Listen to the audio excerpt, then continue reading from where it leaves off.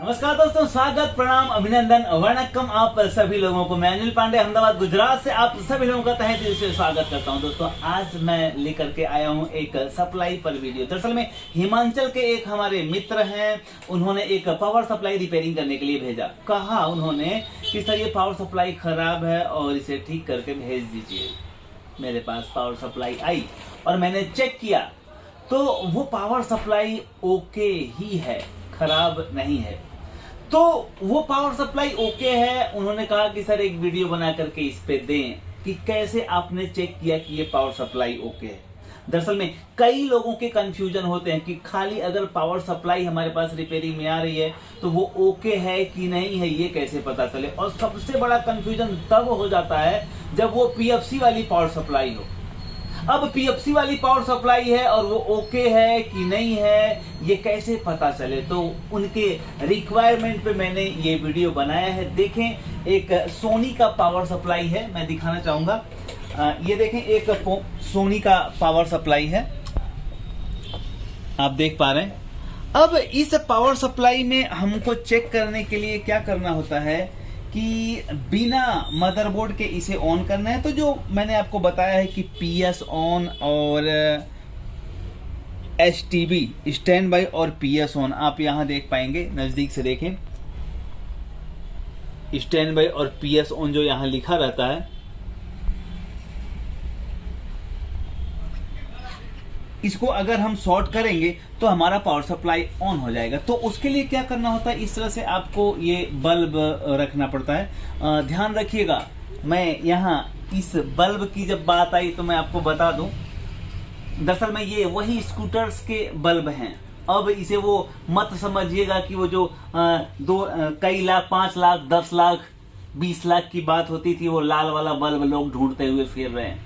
दरअसल में क्या होता है ना कि टोपीबाजों की कमी नहीं है, बहुत सारे टोपीबाज हैं और उसमें भोले भाले अच्छे लोग उसमें उनके झांसे में आकर के और अपना नुकसान कर बैठते हैं। दरअसल में आपको याद होगा कि थोड़े दिन पहले एक वो लाल कलर का स्क्रीन पे देख पा रहे हैं, उस तरह के बल्ब अगर आपके पास हैं तो लाखों रुपए मिलेंगे, ऐसी कुछ अफवाहें फैली थी। दरअसल में वो पूरा एक स्कैम था, एक फ्रॉड था। और इस तरह के लुभावने ऑफर में कभी मत उलझें। अब मैं आपको एक बात बता दूं, अभी सारी जगह एलईडी बल्ब का इस्तेमाल हो रहा है। इन बल्बों का प्रचलन अब कम हो गया है और आज के 50 साल के बाद ये दुर्लभ हो जाएंगे, ये नहीं मिलेंगे। तो 50 साल के बाद ये भी अफवाह आ सकती है कि ये वाले बल्ब अगर किसी के पास होंगे तो करोड़ों रुपए मिलेंगे। तो अगर आप इंटेलिजेंट हैं तो जरूर रखिएगा संभाल के।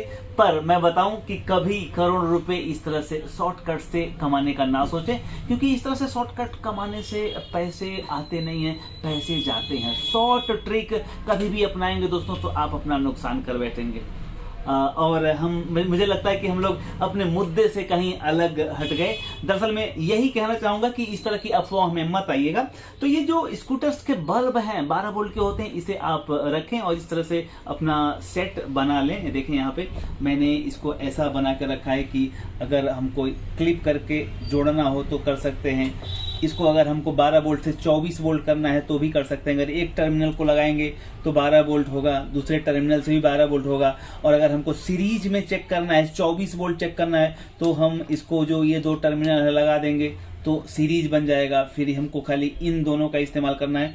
तो ऐसे अगर आपको इसका इस्तेमाल करना है तो इस तरह से इस्तेमाल करके अपने काम को आसान करने के लिए आप इसका इस्तेमाल करें, न कि किसी को मिसगाइड करने के लिए।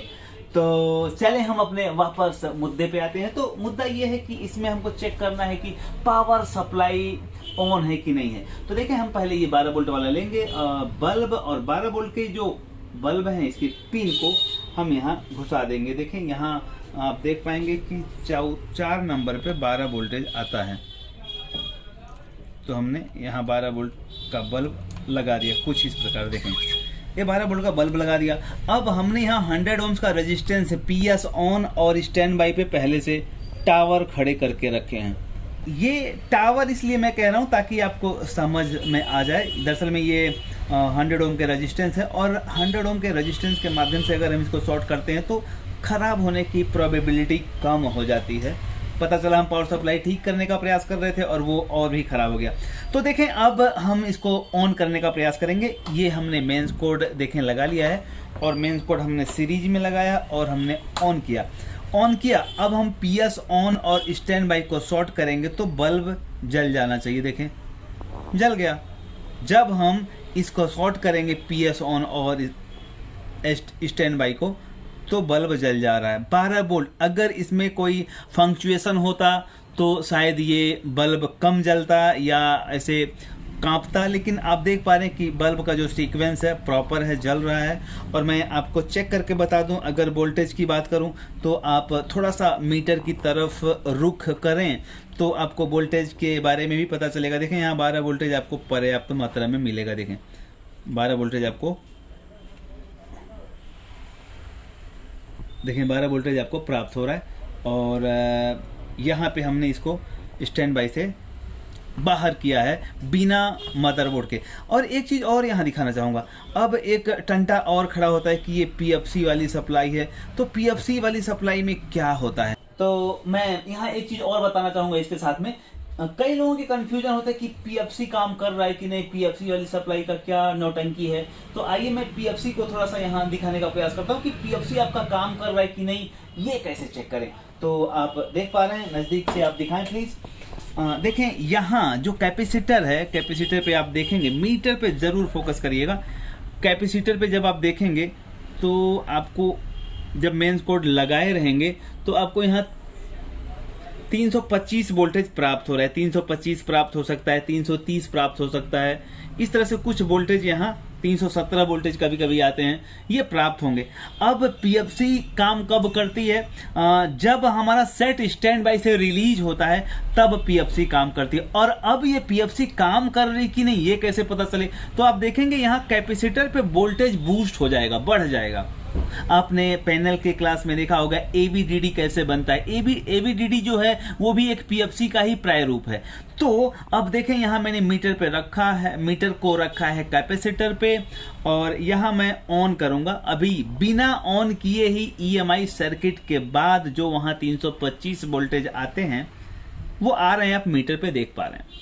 लेकिन अब मैं सेट को ऑन करूंगा तो PFC के वजह से इसके वोल्टेज बूस्ट हो जाएंगे और कुछ 400 के आसपास पहुंच जाएंगे। देखें आप, हमने सेट को ऑन किया, पहले हमको बटन चालू करना पड़ेगा।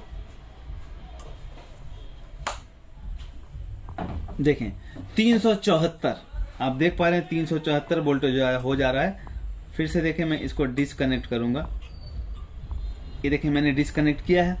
अब जो ही मैं इसको कनेक्ट करूंगा वहां पे मीटर पे आप देखिएगा और वोल्टेज बढ़ जाएंगे। देखें आप,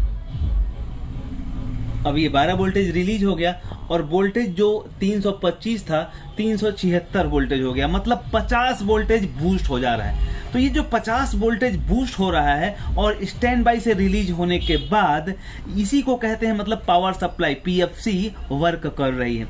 अगर ये PFC वर्क नहीं करती तो ये वोल्टेज बूस्ट नहीं होते कैपेसिटर पे। तो इस तरह से आप कैपेसिटर पे अपना मीटर का प्रोड लगाकर चेक भी कर सकते हैं कि आपकी PFC सेक्शन ओके है कि नहीं, PFC काम कर रहा है कि नहीं। और यहाँ पे आप देख ही रहे हैं कि ये 12 वोल्टेज प्रॉपर तरीके से काम कर रहा है। तो यहाँ दोस्तों मैं कहना चाहूँगा कि ये PFC वाली पावर सप्लाइयाँ थोड़ी सी डरावनी लगती हैं, बड़ी होती हैं, पता नहीं किसका कनेक्शन कैसा है। आप मेरा PFC वाला वीडियो देखें, उसमें पूरा डिटेल में समझाया गया है। तो ये डरावनी लगती हैं PFC वाली सप्लाई, पर दरअसल में ये जो पैनल के क्लास में हम ABDD, VGH ये सब वोल्टेज जो बूस्ट होते हैं उसी प्रिंसिपल पे ये PFC पावर सप्लाई भी है। और ये जो 325 वोल्टेज बनते हैं उसी 325 को 50 वोल्टेज बूस्ट कर देता है, 75 वोल्टेज बूस्ट करके ज्यादा कर देता है। क्योंकि ये LCD का सेट है या LED का है, आगे लोड ज्यादा है तो उस लोड की आपूर्ति उस 325 वोल्टेज जो DC बन रहा था उससे नहीं हो पा रहा होगा, इसलिए उनको और ज्यादा वहां वोल्टेज की जरूरत पड़ी। अरे भाई, जब मेन सोर्स वोल्टेज परफेक्ट रहेगा, प्रॉपर रहेगा, तभी तो बाहर के लोड को वो उठा पाएगा। तो यही है PFC का जो नौटंकी है, जो थोड़ी सी डरावनी लगती है। तो इसमें डरने की जरूरत नहीं है दोस्तों। और मैं एक चीज यहाँ बताना चाहूंगा कि आप सभी लोग इलेक्ट्रॉनिक्स से प्यार करते हैं, इलेक्ट्रॉनिक्स को इतने दिन से आप काम कर रहे हैं, ऐसा कोई काम ही नहीं है जो आप ना कर सकें। मैं आपसे कह रहा हूँ, ऐसा कोई भी काम नहीं है जो आप नहीं कर सकते हैं, बस आपके साहस की जरूरत है। अगर आप अच्छे समय के आने का इंतजार करेंगे हाथ पे हाथ रख करके, तो किस्मत भी आपके प्रयासों का इंतजार करेगा अपने पैर पे पैर रख करके। इसलिए हमेशा प्रयास को प्राथमिकता दें, किस्मत को प्राथमिकता मत दें। प्रणाम।